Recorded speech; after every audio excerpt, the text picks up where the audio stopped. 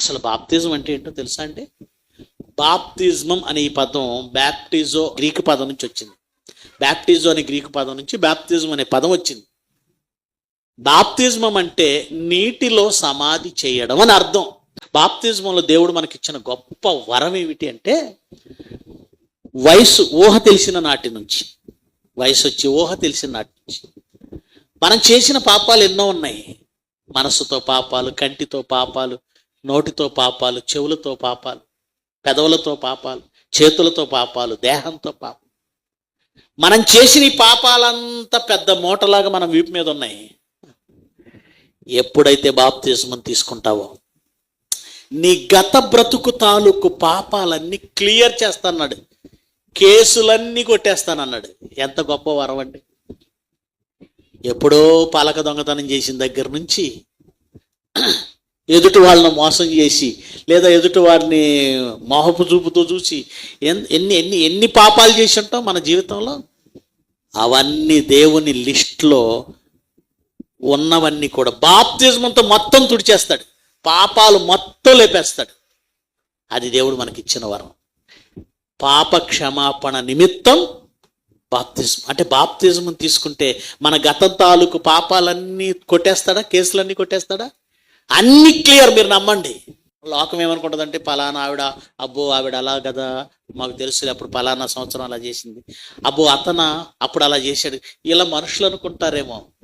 దేవుడు పూర్తిగా తీసేస్తాడు. తర్వాత నీకు నీతిని అనుగ్రహిస్తాడు. ఆ తర్వాత ప్రపంచం నిన్ను చూసే దృష్టి మారిపోతుంది. పాప క్షమాపణ ఇస్తాడు బాప్తిజంలో. తర్వాత ఏమన్నాడు?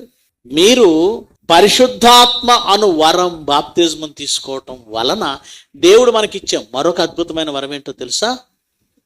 ఇప్పటి వరకు లోకంలో మన ఇష్టానుసారం బ్రతికి దేవుని కోసం బ్రతకడానికి మన జీవితం, లేదంటే మన ఆత్మ, మన మన మన తెలివితేటలు, మన భక్తి సరిపోదు. అందుకే దేవుడు ఏం చేస్తాడంటే పరిశుద్ధాత్మను మనకు వరంగా ఇస్తాడట. పరిశుద్ధాత్మను మనకు వరంగా ఇస్తాడు. బాప్తిజంలో మీరు మళ్ళీ తిరిగి బ్రతుకుతున్నారు. దేవుడు పరలోకంలో తన రికార్డుల్లో మీ లైఫ్ని న్యూ లైఫ్గా నోట్ చేసుకుంటాడు. అక్కడి నుంచి మీది క్రొత్త జీవితం.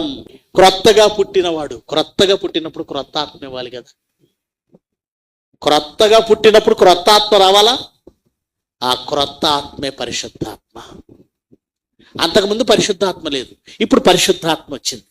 పరిశుద్ధాత్మ నీలోకి వస్తే నీకు బాడీ భౌతికంగా ఏ మార్పులు తెలియవు. కానీ ఏం తెలుస్తుంది తెలుసా? అప్పటి వరకు అర్థం కాని వాక్యం అర్థం అవుతుంది.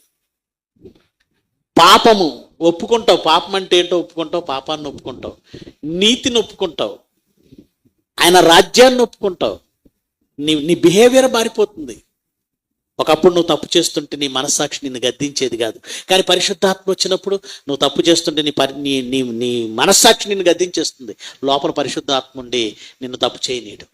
కనుక బాప్తిజం ఎవరు తీసుకోవాలి? వాక్యం విని దేవుడే మనకు సర్వ అధికారి, రాజు. అది అంగీకరించి ప్రతి ప్రవర్తనలో ఆయన అధికారాన్ని ఒప్పుకొని, అయ్యో ఇప్పటి వరకు మరి అన్నీ ఇచ్చింది ఆయనే, అసలు ఆయన ఇచ్చిన సృష్టిలో బ్రతుకుతున్నా నేను, ఆయన ఇచ్చిన బ్రతుకిది, ఆయన కోసం బ్రతకట్లేదే, నేను ఆయన కోసమే బ్రతకాలని నువ్వు ఎప్పుడైతే మారు మనసు పొందుతావో అప్పుడు సేవకుడు నీ పాత జీవితాన్నిటిలో సమాధి చేసి తిరిగి మరలా నిన్ను లేపినప్పుడు క్రొత్త జీవితాన్ని నువ్వు ప్రారంభిస్తున్నావు గనక ఒక క్రొత్త ఆత్మను, పరిశుద్ధాత్మను నీకు ఇస్తాడు. ఆ రోజు నుంచి దేవుని రికార్డులో పరలోకమందున్న జీవగ్రంథంలో నీ పేరు లిఖించబడుతుంది. ఆ రోజు నుంచి నువ్వు మళ్ళీ పుట్టావు.